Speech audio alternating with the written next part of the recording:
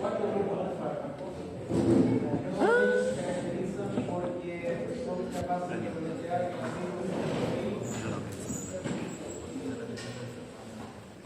en esta primera diapositiva se resume básicamente dónde están actuando estos cuatro grupos de fármacos. Todos ellos actúan en el ribosoma de las bacterias, que tienen algunas diferencias respecto de los ribosomas humanos. En verdad se parecen más a los ribosomas de las mitocondrias humanas que a los de las células humanas. Y por lo tanto hay aquí una ligera diferenciación, pero sin embargo algunos de estos fármacos son capaces de poder unirse tanto a ambos tipos de ribosomas, y eso explica, por ejemplo, la toxicidad que muchos de ellos tienen, particularmente los receptores. Todo este grupo de fármacos, a excepción de la glicosamida y de los macrólidos, son bastante tóxicos, y por lo tanto siempre hay que considerar el riesgo-beneficio, particularmente en este grupo, a diferencia de lo que vimos la semana pasada. Bueno, tenemos por un lado los aminoglucósidos que impiden que el RNA mensajero pueda ingresar a la subunidad ribosomal entre la 50S y la 30S. Después tenemos las tetraciclinas, que lo que hacen es impedir que se ancle esta parte del RNA mensajero, donde el tRNA se toma ahí en la triada, pasa desde el sitio A hacia el sitio B, donde libera el aminoácido que ha incorporado, ¿cierto? Que trae el RNA de transferencia, y va produciendo aquí la cadena de aminoácidos.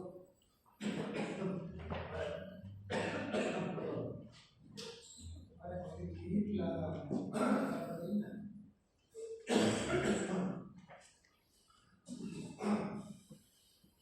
Y luego este RNA de transferencia, una vez que entrega el aminoácido, se libera por este otro lado del ribosoma.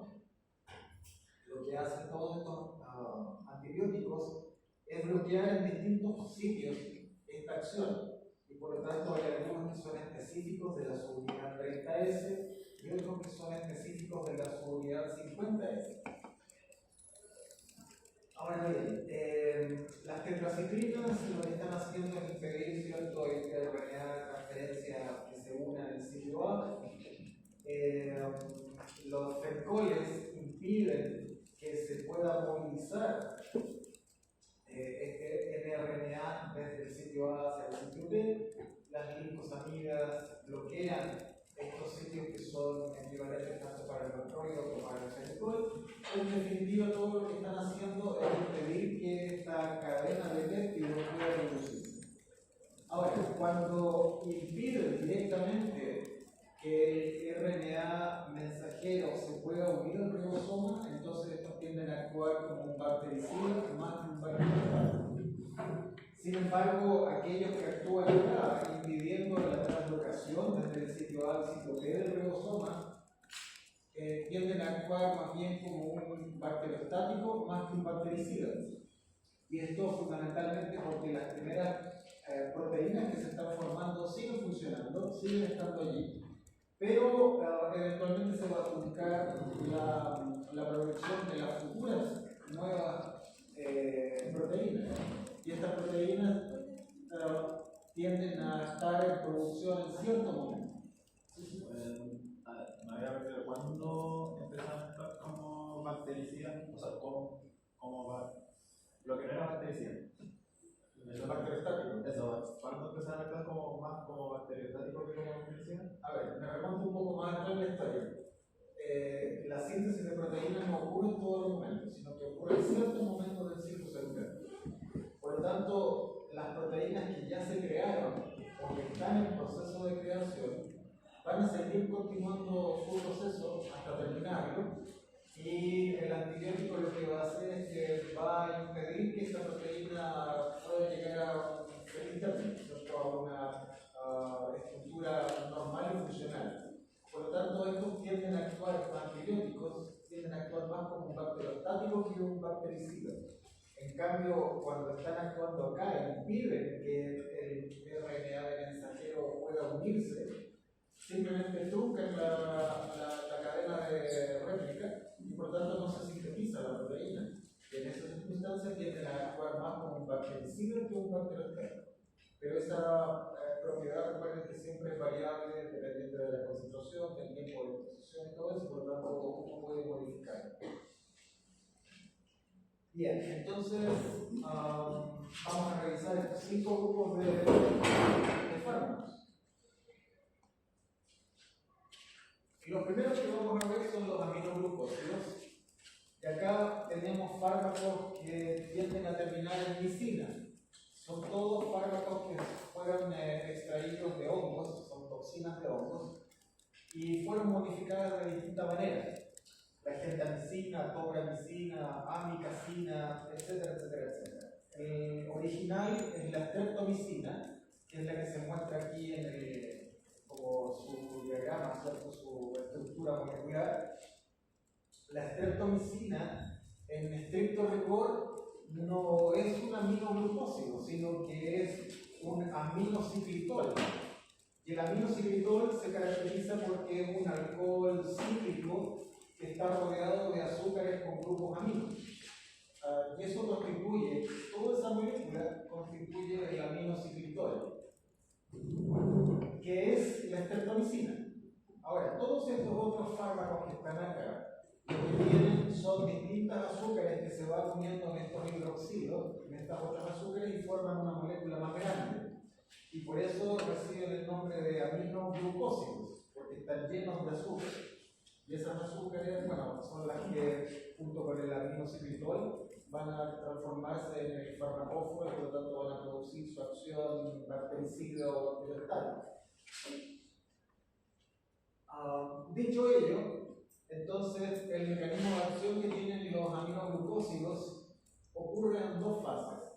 La primera fase tiene que ver con el ingreso hacia la célula en la cual van a actuar. Y esta ocurre a través de las corinas. Recuerden que en las gram negativas necesariamente teníamos unas estructuras proteicas que permitían el paso de nutrientes, de ciertos aminoácidos, de agua, etc. Bueno, estos antibióticos son capaces de pasar a través de las corinas. Y el paso de las corinas no necesariamente es un paso que es pasivo, sino que requiere energía metabólica, requiere transporte activo. Y una vez que están dentro, alcanzan el citoplasma de la bacteria, entonces inicia la segunda fase. Y esta segunda fase tiene que ver con el acceso hasta el ribosoma, donde están las unidades 30S y 50S, y la inhibición por el lado de la subunidad 30S, ¿cierto? Impidiendo que el codón de inicio del RNA mensajero pueda unirse. Y típicamente se unen por la secuencia A u G. Por lo tanto, se empiezan a acumular RNA mensajeros que no logran entrar al ribosoma y de esa manera se detiene la síntesis de la proteína. De hecho, no ocurre ninguna síntesis.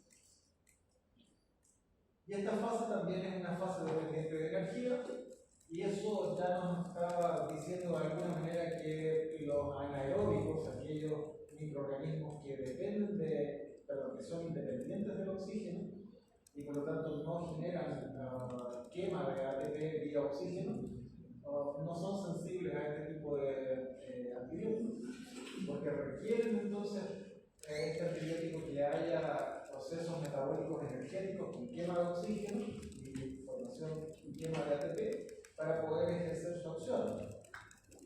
Sin embargo, son bactericidas que, comparados con otros bactericidas, estos son muy rápidos.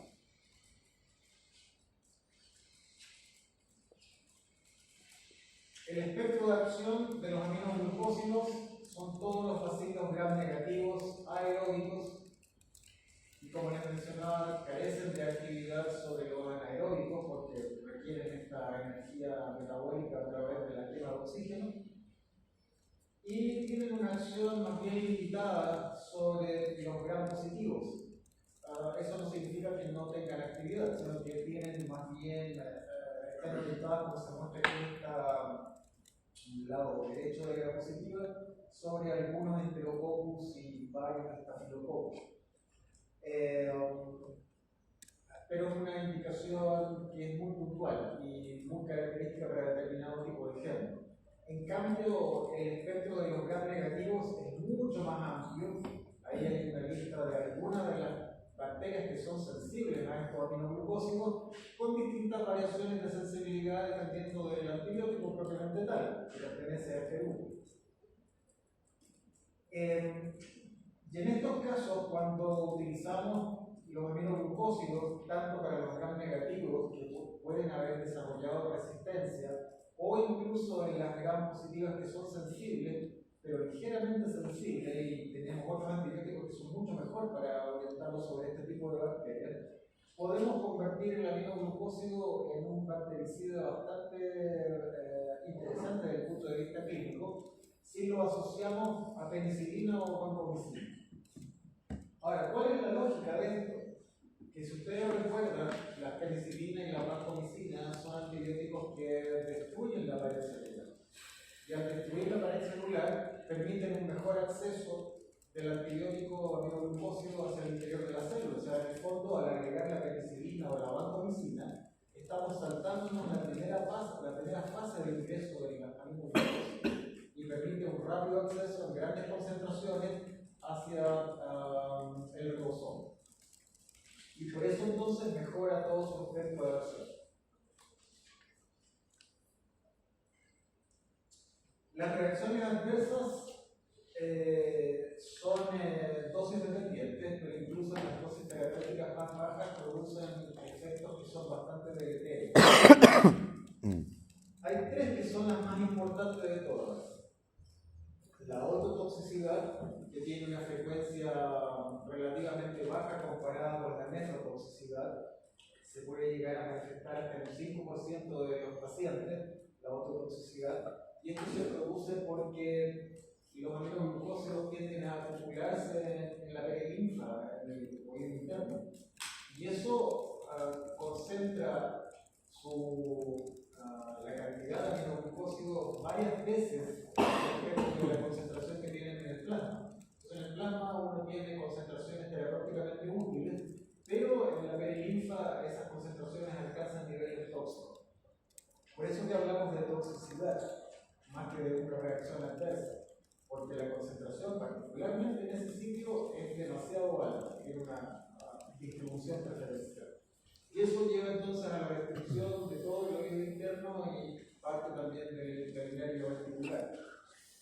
Y como consecuencia de ello, esto empieza a manifestarse rápidamente porque la persona que está siendo administrada con estos aminoglucósidos empieza a tener hipoacusia.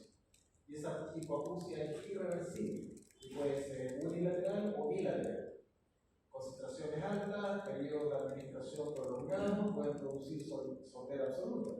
Por lo tanto, siempre hay que mantenerlo bajo vigilancia, utilizando la dosis más baja que sea posible y por el menor tiempo también de exposición. Ahora, como afectan también el nervio vestibular, van a producir mareos, vértigo, desequilibrios, y eso también es una buena indicación del daño a nivel de oído. La nefrotoxicidad es ciertamente la más frecuente con estos aminoglucósidos, puede llegar hasta 1 de cada 4 personas que tienen administración con aminoglucósidos y se produce por una cantidad de mecanismos, pero que definitivamente también producen este daño a nivel renal también de manera irreversible. Si bien es cierto es lo más frecuente, también es cierto que las personas que ya tienen daño renal, que tienen factores de daño renal asociados o que son de edad avanzada, tienen mucha más chance de producir esta nefrotoxicidad respecto de la ototoxicidad, o de una persona que no tiene ninguna síntomas de riesgo, ¿cierto?, asociados al riñón. Si se asocian a algunos antihipertensivos, como los diuréticos, también esta nefrotoxicidad puede verse aumentada. Y la otra gran reacción adversa, que ya no es de toxicidad, sino simplemente reacción adversa, es que producen bloqueo neuromuscular. En dosis bajas, terapéuticamente útiles, este bloqueo no necesariamente se manifiesta, pero en dosis más altas sí puede ocurrir, o particularmente cuando la infusión se hace a través de los peritoneos. En esa circunstancia, el bloqueo neuromuscular puede ser muy importante. Y obviamente que si la persona tiene que ser intervenida, no por una intervención programada, obviamente, pero en una situación de emergencia y resulta que está en tratamiento con aminoglucósido, la asociación del aminoglucósido junto con el anestésico general, sobre todo aquellos que son líquidos volátiles, o bien con los bloqueadores neuromusculares, este bloqueo neuromuscular va a ser mucho más pertinaz, va a ser muy intenso y mucho más difícil de poder revertir. O sea, ya no necesitamos una dosis normal de, por ejemplo, Sucamadex o de aplicar atopina, ¿cierto?, para revertir el efecto de los bloqueadores neuromusculares. Estos no se van a revertir eficazmente porque ni el Sucamadex ni la atopina pueden revertir el bloqueo de los aminoglucósidos. Entonces, ahí hay que tener bastante cuidado. Necesariamente requiere a la persona con ventilación mecánica, previniendo la posibilidad de que se bloquee el diafragma y los músculos intercortados.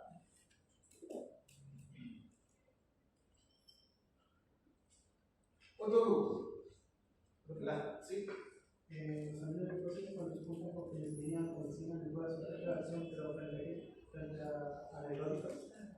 No, a los anaeróbicos definitivamente no, pero sí contra los aeróbicos que son gram positivos mejoran bastante porque las penicilinas en general tienen buen efecto sobre las gram positivas, entonces te aumenta el efecto de gram positivos en las cuales puede tener acción. En ese sentido. ¿Qué te quedó?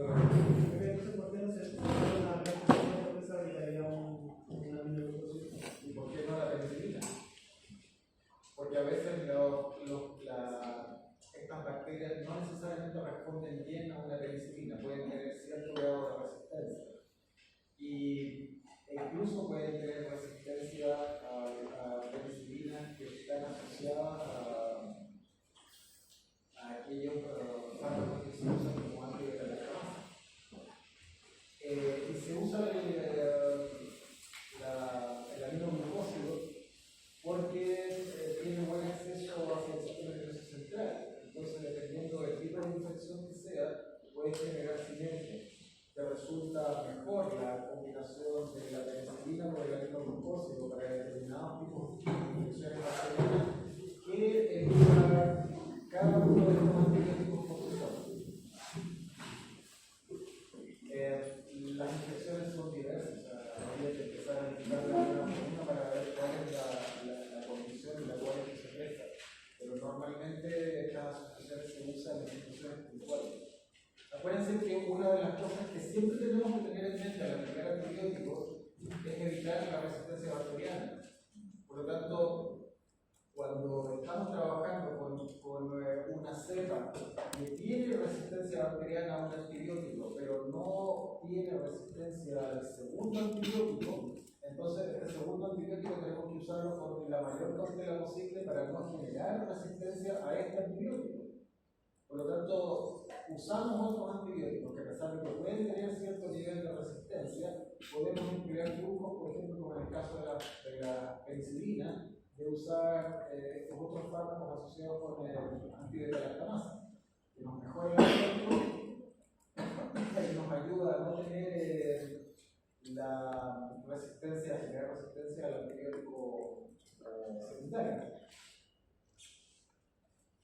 Bien, las tetraciclinas Este grupo de fármacos se llaman así porque tienen 4 grupos cíclicos en su estructura. Y el primero de todos fue la tetraciclina, que pasa a ser como el fármaco prototipo del grupo. Hoy en día la tetraciclina no se usa mucho precisamente por el gran nivel de resistencia bacteriana que hay hacia la tetraciclina.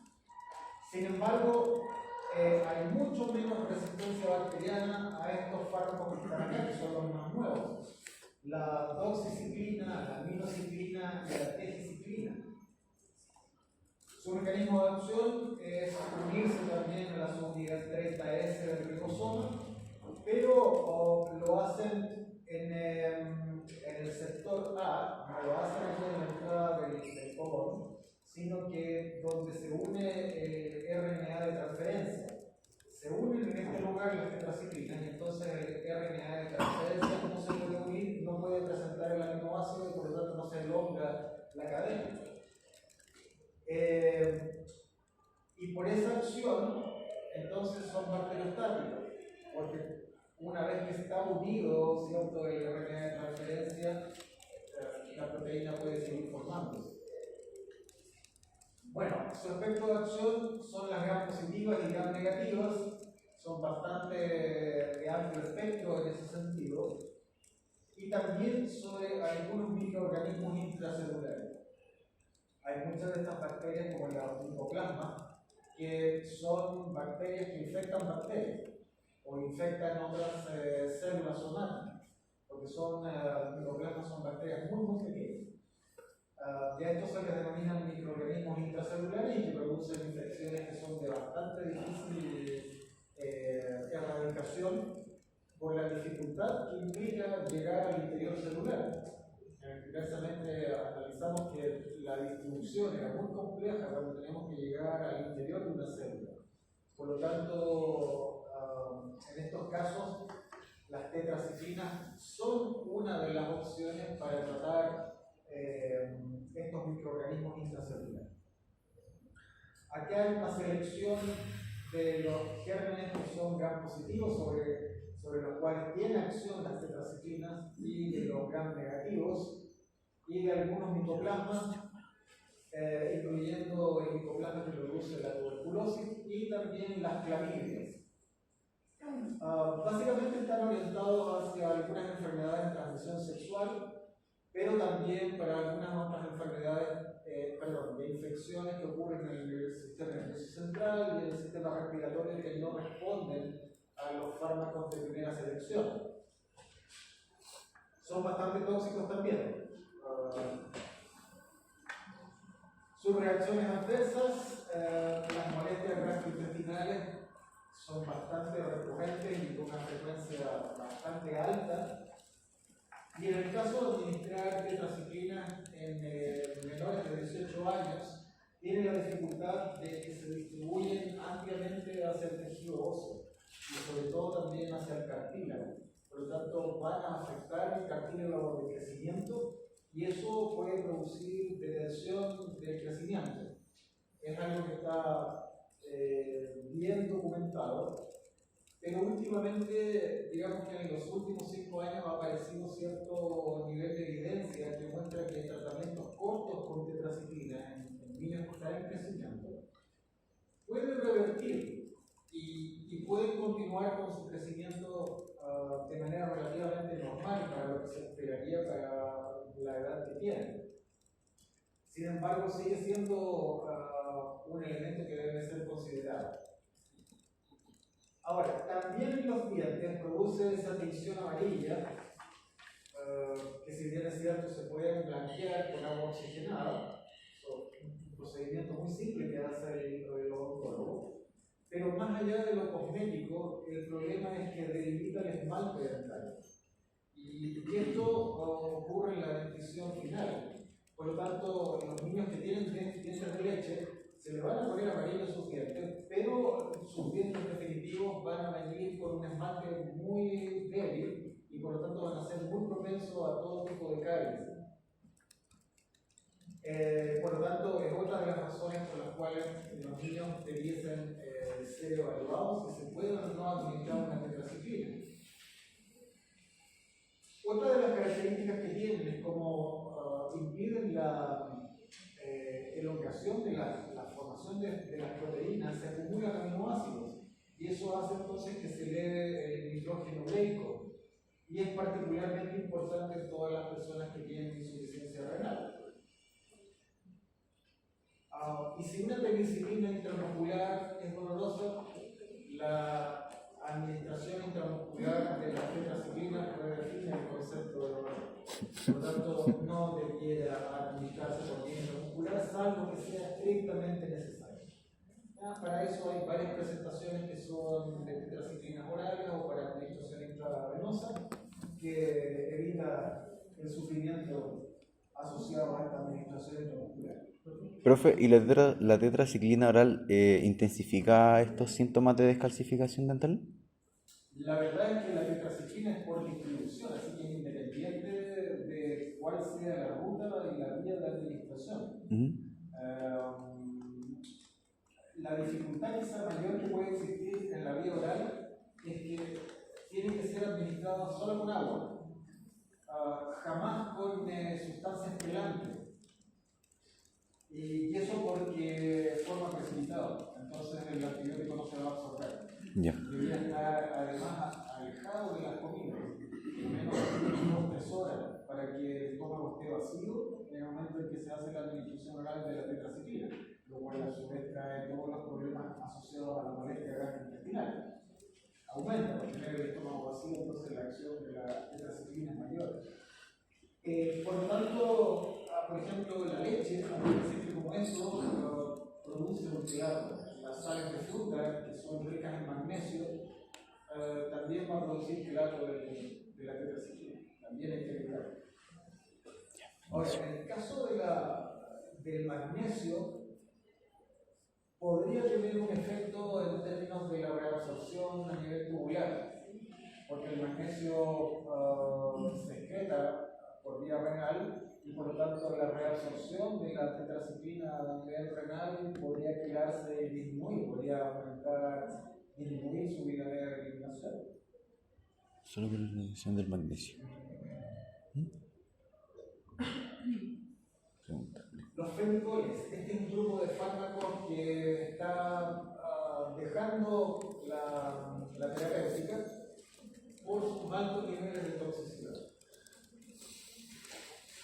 Básicamente el cloranfenicol es el fármaco prototipo, también está el tianfenicol, que es ligeramente menos tóxico, y su mecanismo de acción ahora es en la subunidad 50S del ribosomo.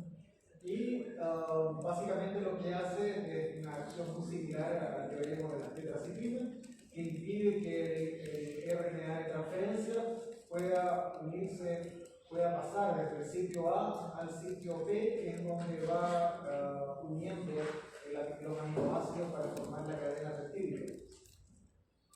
Son bacteriostáticos por esta razón y en ciertas especies de bacterias pueden constituirse bactericidas. Naturalmente son bactericidas en ciertas especies.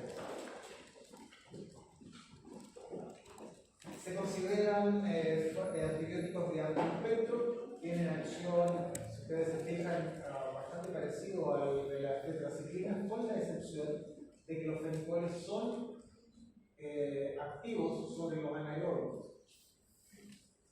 Sin embargo, por la toxicidad, solamente se reservan como una última opción. ¿Ya? Y esas opciones pueden ser, por ejemplo, algún tipo de meningitis bacteriana por diversos tipos de bacterias, principalmente por el Haemophilus influenzae, que son resistentes a la ampicilina. Entonces, como ya ha habido fracaso, necesitamos usar el cloranfenicol. Y hay algunas otras fármacos que son menos tóxicos y que son igualmente eficaces. Por esa razón, los fenicoles están saliendo del mercado. Al ser menos tóxicos, igualmente eficaces, se prefieren. Sin embargo, siguen siendo útiles en las infecciones que generan abscesos cerebrales, que debieran estar asociados o no al uso de un beta-lactámico. Eso mejora el desempeño de la mezcla de antibióticos y hace que podamos usar dosis más bajas de los fenicoles, reduciendo la toxicidad. También son de primera elección en el caso de infecciones por anaeróbicos, como el Bacteroides fragilis, que produce infecciones muy graves. El Bacteroides es un comensal que está normalmente en nuestro intestino delgado. Pero cuando hay bajas inmunitarias o hay algún tipo de ruptura por contusiones o a veces en cirugía, puede haber paso del bacterioide hacia la sangre y pasar hacia el sistema nervioso central y producir allí abscesos que son importantes. Entonces, en esa situación sí es de elección un fenicol. En las salmonelosis es primera opción, definitivamente. Hay otras alternativas que son menos eficaces, como la ampicilina y la amoxicilina o el mismo cotrimoxazol, pero requieren tratamientos más largos y no necesariamente se garantiza que haya un 100% de la remisión de la infección. ¿Dónde la barrera necesaria? Sí, sí, la cruzan bastante bien.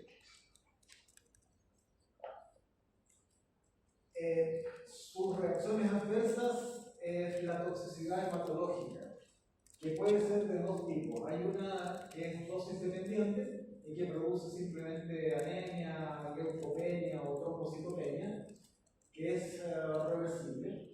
Y está la toxicidad hematológica, que es idiosincrática. Y esta sí es grave, porque esta tiene un índice de fatalidad muy alto. Y como es idiosincrática, es muy difícil de poder determinar si va a ocurrir o no. La otra gran reacción adversa que producen los fenicoles, sobre todo en niños menores de un año, es el síndrome del niño gris. Y se llama así por la coloración de la piel. Se pone toda gris, pierde la fuerza muscular, está muy laxo y genera un colapso cardiovascular relativamente rápido con una mortalidad muy alta. Y los otros tienden a producir muchas reacciones de hipersensibilidad.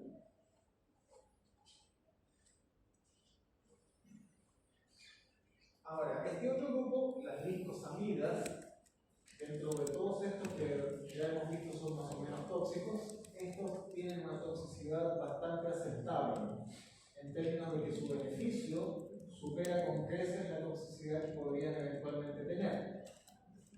Su mecanismo de acción es la subunidad 50S y actúan en el mismo lugar donde están actuando los macrólidos y los fenicoles.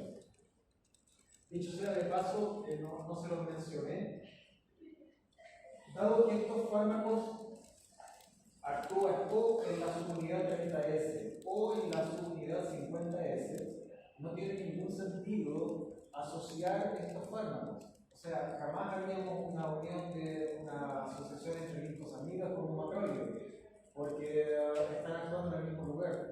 Entonces lo que ocurre es que uno interfiere al otro. Y lo único que vamos a ganar con esa asociación es aumentar las reacciones adversas y la toxicidad del fármaco que no va a actuar.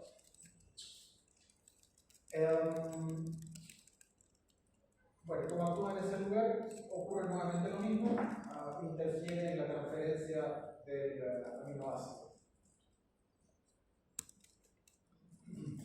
Su espectro de acción es básicamente los aeróbicos gram positivos. Y por esta razón pueden ser una alternativa al uso de los que se usan para las personas que son alérgicas a las penicilinas. ¿Quién me ayuda?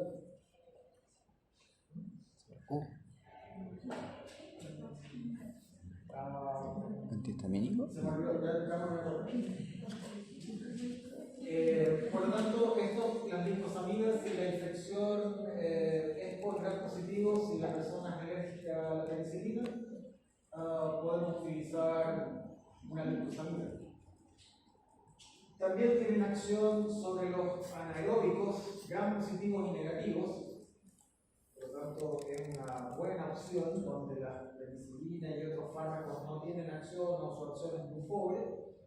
Y también son activos frente a los estafilococos que son resistentes a las penicilinas, como la penicilina. Sin embargo, no causan barrera macrocefálica. Por lo tanto, todas las infecciones a nivel del sistema nervioso central, las linfosamidas no son útiles. Sus reacciones adversas, hay que partir diciendo que son bastante bien tolerados y muy poco tóxicos. Cuando se manifiestan, suelen ser por colitis asociada a antibióticos, que es la típica diarrea pseudomembranosa. Y eso se produce por el desequilibrio de la flora bacteriana, porque obviamente no diferencian entre aquellas bacterias comensales que nosotros tenemos, que nos ayudan en la digestión, en la absorción de nutrientes, etc., las eliminan por igual. Dolor abdominal, náuseas y vómito, que es algo característico a todos los antibióticos, así que esa reacción adversa puede ir por seguro si se la preguntamos. Dolor de inyección, las linfosaminas no debieran administrarse, también son aquellas que refinan el concepto de dolor. Pueden producir tromboflebitis por vía intravenosa, por lo tanto deben ser administrados en forma lenta. Y cuando se administran en bolo, lo que no hay que hacer, pueden producir hipotensión arterial y llevar al colapso cardiovascular. Por lo tanto, nunca en bolo. Y también se han descrito algunas otras reacciones adversas de tipo distrasia sanguínea, pero la verdad es que son muy raras. Pueden aumentar el bloqueo neuromuscular, pero potencialmente cuando está asociado a bloqueadores neuromusculares. Profe, ¿cómo producen la hipotensión arterial y el colapso cardiovascular? No es muy claro la razón, cuál es exactamente el mecanismo. Aparentemente afectan a nivel de mitocondria la actividad de las células involucradas en el sistema vascular y también músculo cardíaco. De esa manera podría producir esta condición. Pero la verdad es que no es muy claro. El efecto es solamente cuando se administra en bolo, y eso es porque en el bolo la concentración es tremendamente alta. Incluso la concentración en términos de cantidad de antibiótico por unidad de volumen puede alcanzar concentraciones de toxicidad. En fin, probablemente está mediado también por los procesos inflamatorios. ¿Se da por vía venosa o por catéter? Se pueden usar ambos indistintamente.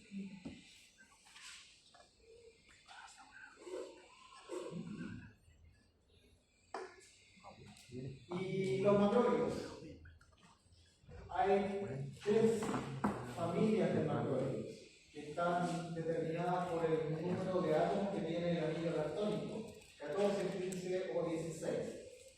Y acá coloqué algunos antibióticos que pertenecen a cada uno de estos grupos, la eritromicina y la claritromicina, que son los que más se usan, tienen un anillo lactónico de 14 átomos de carbono, de 15 átomos de carbono la acitromicina, que creo que se los mencioné la vez anterior, es el único antibiótico que se usa por 3 días, o máximo, y se usa una dosis diaria. Todos los demás antibióticos tienen periodos de administración más prolongados. Y después tenemos la estiramicina, que tiene 16 átomos de carbono, su anillo lactónico, es la más grande, y además alto que su molecular. Su mecanismo de acción también es la subunidad 50S, de una manera muy similar a como ocurría con los 2 grupos anteriores.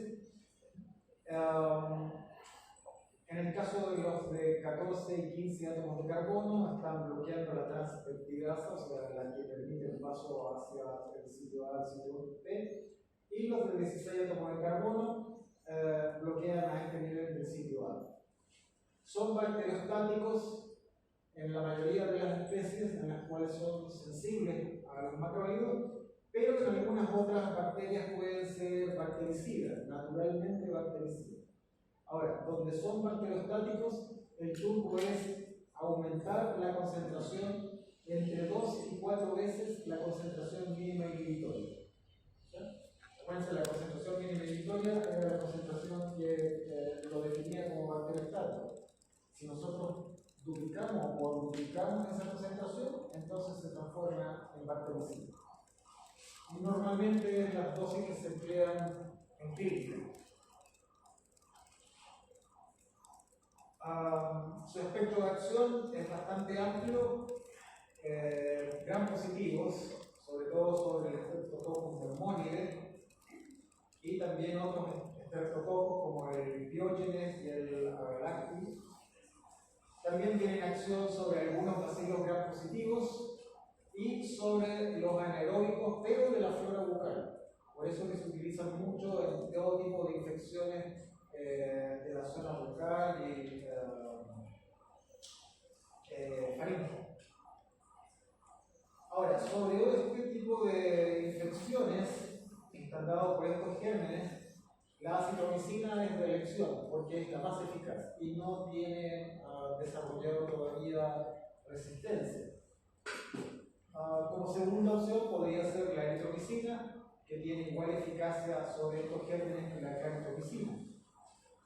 Y la claritromicina es el fármaco de elección para las infecciones por Helicobacter pylori y por lo tanto es uno de los antibióticos que se usa en la pauta triple o también en la pauta cuádruple para erradicar el Helicobacter en la úlcera abdominal para las personas que hacen úlcera por el Helicobacter.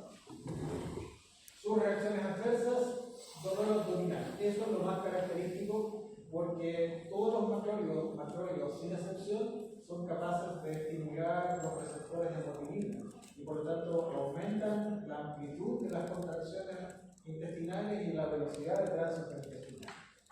Y eso nos lleva también a las náuseas, vómitos y a la diarrea.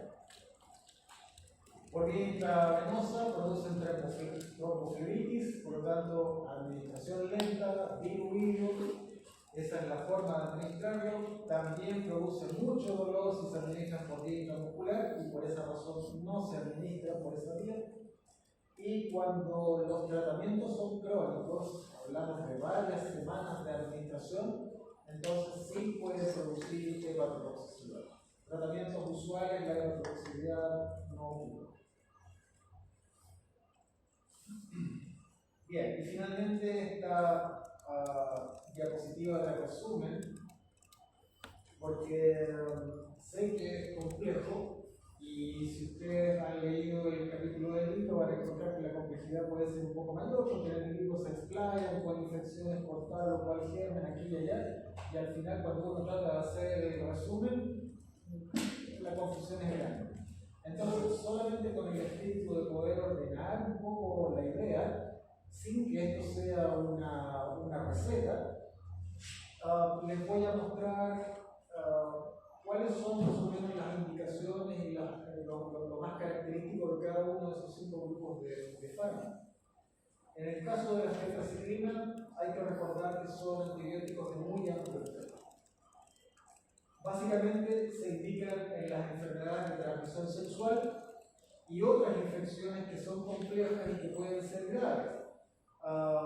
Normalmente aquí en Chile estas no existen, salvo las infecciones por espiroquetas, y por eso cuando tomen cerveza, tomen bebidas gaseosas en lata, por favor limpien la lata antes de poner sus labios, porque las espiroquetas se transmiten a través de las fecas de rata o de la orina de la rata, y en las bodegas suelen haber ratas. Y no es raro que de pronto hayan en los paquetes que van a ser llevados a la distribución, hayan fecas de ratas que están contaminadas con espiroquetas. Por lo tanto, para evitarse cualquier problema mayor y no tener que conocer las tetraciclinas en persona, limpien la playa. Estas otras son más propias de infecciones que existen en el hemisferio norte, sobre todo en Canadá y en Estados Unidos, en las áreas boscosas. Aquí en Chile básicamente no ocurre.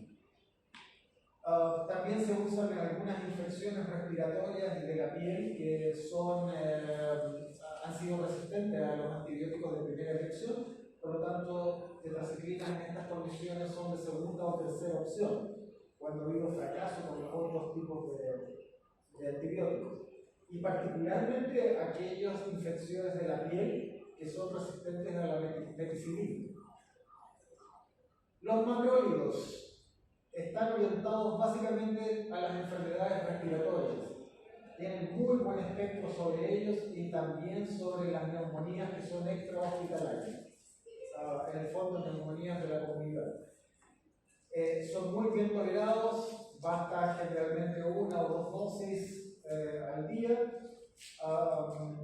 rescatando ahí la acitromicina, que es el que tiene el tratamiento más corto, y la mayoría de los macrólidos son muy bloqueadores del CYP450, por lo tanto podrían haber muchas interacciones con otros fármacos, excepto la acitromicina, que es muy débil bloqueador del citocromo P450. Todo eso hace que la acitromicina sea la estrella dentro de los macrólidos. Después tenemos los fenicoles. Entiéndase que los fenicoles pueden tener una utilidad amplia en Chile, en Latinoamérica, pero la verdad es que en los otros países está abandonándose su uso, salvo en situaciones en las cuales ha habido fracaso con otros tipos de antibióticos o cuando las bacterias son resistentes a todos los otros antibióticos. Por lo tanto, su uso está muy acotado por la tremenda toxicidad y porque estas reacciones adversas a la médula ósea, sobre todo la que es idiosincrática, es absolutamente irreversible. Las glicosamídeas son bien toleradas, se usan para todas las infecciones por anaeróbico. Por lo tanto, si hay infección por anaeróbico, uno debería pensar por glicosamina. Son alternativas al uso de las personas que son alérgicas a la penicilina, o cuando hay contraindicación a un macrólido, también las glicosamídeas pueden funcionar bastante bien. Y los aminoglucósidos también son fármacos tóxicos. Acuérdense que nefrotoxicidad, ototoxicidad son sinónimos de aminoglucósidos. Tienen un espectro limitado sobre los anaeróbicos gram negativos y se pueden utilizar como reforzamiento para todas las infecciones intrahospitalarias para gérmenes que son gram negativos multiresistentes. Eso recuerden que no es algo definitivo y absoluto, es la generalidad.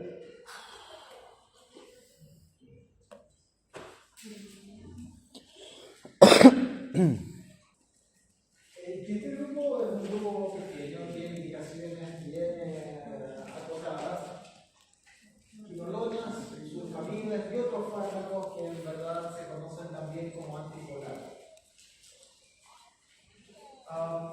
Las quinolonas son un grupo de fármacos que se originaron desde el ácido natriúrico y esto a su vez de la cloroquinina, que se usa para el tratamiento de la malaria. Y estos resultaron relativamente buenos, pero no tenían un espectro de acción interesante. Los otros antibióticos de la época superaban los beneficios que presentaban estas quinolonas, que se conocen como quinolonas no fluoradas, porque la única diferencia que marcó el éxito con este grupo fue que le agregaron un átomo de flúor. Y al agregar ese átomo de flúor, el espectro se amplificó por 10. Y son ahora las quinolonas fluoradas, todas estas que están acá, las más útiles. Estas de aquí prácticamente ya no se usan, salvo situaciones muy puntuales donde hay gérmenes que todavía son sensibles a alguna de estas quinolonas no fluoradas, entonces se usan para evitar la generación de resistencia hacia los fluorados. En los libros puede que ustedes encuentren que hablan de quinolonas de primera generación, de segunda generación, etc., pero tienen que ver básicamente con el tiempo en el cual fueron apareciendo en el mercado, no tienen otra indicación. Por lo tanto, creo que lo más importante es que ustedes recuerden que hay quinolonas fluoradas y quinolonas no fluoradas. Y las fluoradas son aquellas que tienen mayor utilidad desde el punto de vista terapéutico sobre las infecciones. El mecanismo de acción es a través de impedir el correcto plegamiento del ADN bacteriano.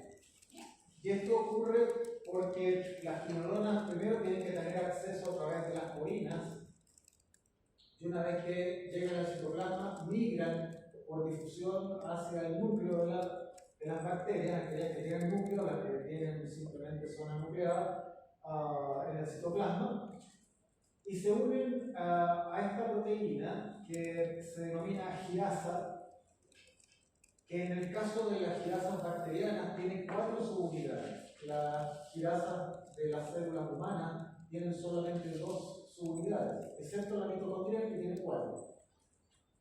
Y eso hace una tremenda diferencia, por lo cual baja la toxicidad, pero en aquellas quinolonas que tienen cierta afinidad por la de la mitocondria pueden explicar su toxicidad.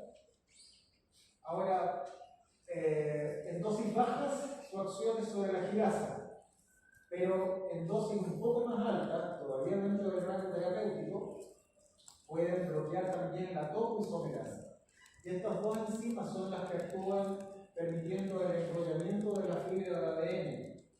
Y cuando se ven bloqueadas, entonces el ADN no se puede enrollar correctamente y se destruye.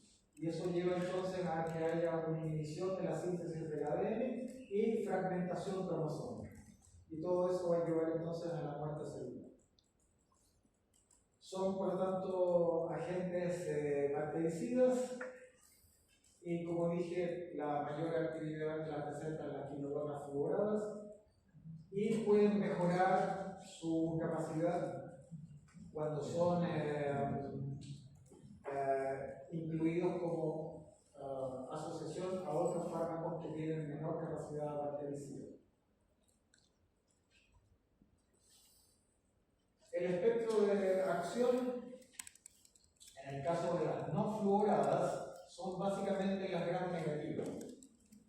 Y estas se utilizan en el tratamiento de las infecciones del tracto urinario cuando están no complicadas. Y se usa básicamente el ácido clorhídrico en tratamientos de infecciones intestinales y el atosoxacino cuando hay infecciones por gonococos. Y eso sería casi todo lo que usamos con las no fluoradas. En cambio, las fluoradas, tanto de segunda a la cuarta generación, tienen un perfil mucho más amplio y una cantidad enorme de infecciones que son sensibles al uso de las quinolonas. Gram negativas y positivas, enterobacterias, pseudomonas, y la gran ventaja respecto de otros antibióticos es que tienen muy buena distribución hacia todos los tejidos blandos, incluyendo pulmones, bronquios y hasta el tejido óseo. Entonces, llegan muy bien a esos lugares que son difíciles a veces de tratar por infecciones profundas. Tienen buena absorción oral, vidas medias largas, y lo más importante es que no tienen resistencia cruzada con otros antibióticos, y eso los hace ser de elección en aquellos pacientes que están hospitalizados, porque entonces no vamos a tener problemas de resistencia. Como mencioné, se usan en las infecciones urinarias de todo tipo, infecciones respiratorias son de elección en infecciones gastrointestinales, sobre todo aquellas que son causadas por salmonella o por shigella, o incluso aquellas que son por Escherichia coli. En las infecciones osteoarticulares, por esta gran llegada hacia el tejido óseo y por su permeabilidad hacia los tejidos blandos, en infecciones ginecológicas, pero mejora su acción cuando está asociado al metronidazol, y en la profilaxis de pacientes que están inmunodeprimidos, ya sea porque están con SIDA o con tratamiento con corticoides. Entonces, en esas personas que son más susceptibles a todas las infecciones oportunistas, todas las quinolonas son de elección, que pueden estar o no asociados a un grupo péptido como la vancomicina. Sus reacciones adversas son bien toleradas y tienden a ser de baja frecuencia, nunca superando el 10%. Lo clásico, molestias gastrointestinales que están asociadas a la náusea, vómitos, diarrea, dispepsia, el color gástrico, etc. En el caso de las personas de raza negra o en la población del Mediterráneo, oriunda del Mediterráneo o del Medio Oriente, que carecen de la glucosa 6-fosfato deshidrogenasa, pueden producir hemólisis por destrucción de los glóbulos rojos. Por lo tanto, en esas personas están contraindicadas las quinolonas. Y en el caso de las personas que por distintas razones tienen orina alcalinizada, el uso de las fluoroquinolonas, quinolonas de segunda a cuarta generación, pueden producir cristaluria. Eventualmente hay algunas reacciones adversas neurológicas, cefaleas, alucinaciones, convulsiones, pero la verdad es que son muy raras. Y en personas que tengan cierta predisposición, pueden generar trastornos ansiosos, reacciones maníacas o psicóticas, insomnio o parestesia. Bueno, llegan muy bien al cartílago articular, por lo tanto también están contraindicados en el caso de niños y adolescentes que están en crecimiento. En el embarazo no se usan porque las quinolonas son teratógenas. Y personas con insuficiencia renal o hepática grave están contraindicadas. Cuando es insuficiencia leve, se pueden utilizar dependiendo de nuevo si el beneficio va a superar el riesgo y con vigilancia estrecha. Otra de las características importantes que no hay que perder de vista con las quinolonas es que pueden prolongar el intervalo QT del electrocardiograma. Eso significa entonces que las personas que tienen algún tipo de alteraciones cardiológicas, que está afectado el rango del segmento QT, no debieran administrarse las quinolonas. Lo mismo que personas que están con hipopotasemia, la disminución del potasio por sí solo se refleja en un aumento en el segmento QT. O el uso de algunos otros antiarrítmicos, sobre todo los de clase 1, porque también ellos por sí solos prolongan el QT, entonces habría una potenciación de ese efecto. Entonces, quinolona y cardiópatas, mejor evitar. Sulfamidas. Las sulfamidas es un grupo que básicamente es de antibióticos de uso tópico, a pesar de que se pueden usar por vía sistémica, pero se prefiere su utilidad por vía tópica. Y se clasifican según la vía media de eliminación, desde rápida, media lenta hasta ultra lenta. Y ahí tienen un representante de cada uno de estos grupos de sulfas que tienen distintas vidas medias. La rápida, de 4 a 7 horas, hasta llegar a la vida de eliminación ultralenta, que puede llegar y superar las 60 horas. Según el sitio de acción, hay sulfas que se usan básicamente para infecciones intestinales y uno aprovecha el hecho de que tienen muy mala absorción por vía oral.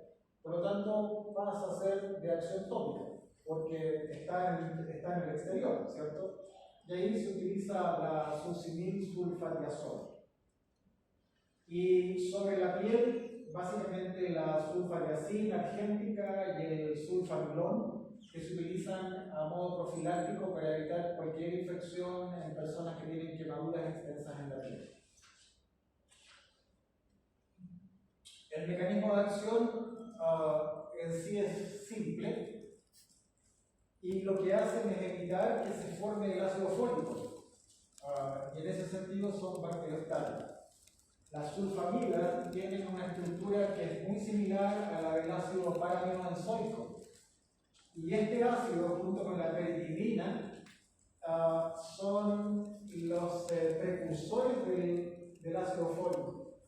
Por lo tanto, las sulfamidas lo que hacen es bloquear la enzima que puede ligar el ácido paraminobenzoico con la pteridina, y de esa manera entonces se bloquea la síntesis río arriba del ácido fólico. Más adelante vamos a ver la trimetoprina, y recuerden que actúa río abajo en la síntesis, pero produce el mismo efecto, igual impide que se forme el ácido fólico.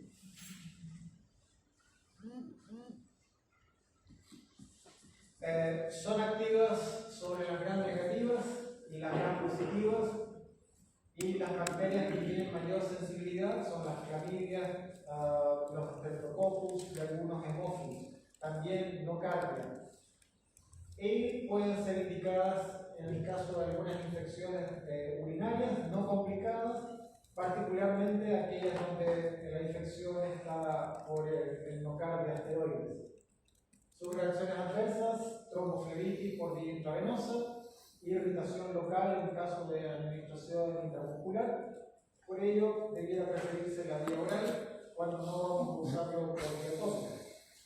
Náuseas, vómitos, reacciones de hipersensibilidad, esta puede ir desde lo más simple hasta el síndrome de Stevens-Johnson, donde hay descamación en toda la piel. Contraindicado en el embarazo, teratógenos, también en los recién nacidos, porque tienen una absorción y distribución amplia y por lo tanto llegan en mucha mayor concentración a todos los tejidos, y además porque tienen un hígado no maduro, y eso hace que no se metabolicen ni alcanzan concentraciones de toxicidad. Y también las personas que tienen déficit de la glucosa 6-fosfato-deshidrogenasa. La trimetopima es este antibiótico que actúa bloqueando la síntesis de ácido fólico río abajo respecto de la sulfa. Es bacteriostático, tiene espectro muy amplio sobre los cocos gram positivos y sobre los bacilos gram negativos, y también son, son resistentes todos los anaeróbicos a la trimetopima. Se usan para el líquido complicado y en algunas infecciones respiratorias, pero no son necesariamente de primera elección. Reacciones adversas: el prurito, reacciones de fototoxicidad, que significa que la piel cambia de coloración, náuseas y vómitos, y cuando se usa en dosis alta o en tratamientos de largo tiempo, pueden aparecer algunas discasias sanguíneas. Está contraindicado en el embarazo, en la anemia, ¿cierto?, por el déficit de ácido fólico, y en los neonatos. Y finalmente, el otro antibiótico antifolato es el cotrimoxazol, que el cotrimoxazol en sí mismo no es un antibiótico, sino que es una asociación de dos antibióticos, de la sulfametazol y de la trimetopima, porque permiten una simbiosis que es interesante. Normalmente, combinar estos dos antibióticos, cotrimoxazol, permite tener actividad en el 95% de los gérmenes que son sensibles a uno o al otro, y mejoran la respuesta a aquellos que tienen resistencia a la sulfametoxazol por acción de la trimetopima. Entonces va a tener acción sobre el 60% de aquellos gérmenes que son resistentes y un 45% de los que son resistentes a la trimetopima. Por eso que esa combinación, la combinación en la que se llama cotrimoxazol, es de elección cuando tenemos gérmenes que son resistentes a una o a la sulfa o a la trimetopima. Se indican para las infecciones urinarias simples y sobre todo las complejas, para las bronquitis, para la sinusitis, gastroenteritis y las infecciones por gonococos y bucofaringitis. Sus reacciones adversas: náuseas y vómitos y algún tipo de hipersensibilidad de la piel, entiéndase de prurito, y la trombocitopenia cuando se administran junto con los diacídicos. ¿Qué otra cosa? Tienen acción bactericida y bacteriostático dependiendo del carácter germen. ¿Y qué nos queda? La nitrofurantoína. Su mecanismo no se conoce bien, aunque se ha postulado que puede romper el ADN bacteriano mediante la acción de sus metabolitos.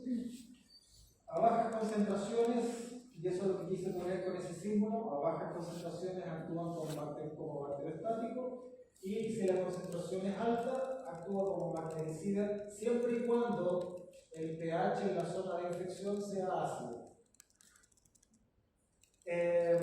La nitrofurantoína es muy activa frente a todos los coliformes, particularmente Escherichia coli, actúa también con alta sensibilidad en todos los pocos gram positivos y no tiene resistencia cruzada con otros antibióticos, por lo tanto puede ser utilizado de elección en pacientes hospitalizados. Indicación para el tratamiento de las infecciones urinarias inferiores que no son complicadas y en las profilaxis de las infecciones recurrentes. Piensen que la mayoría de las infecciones del tracto urinario son recurrentes. Por lo tanto, la nitrofurantoína muchas veces se emplea en esa forma profiláctica.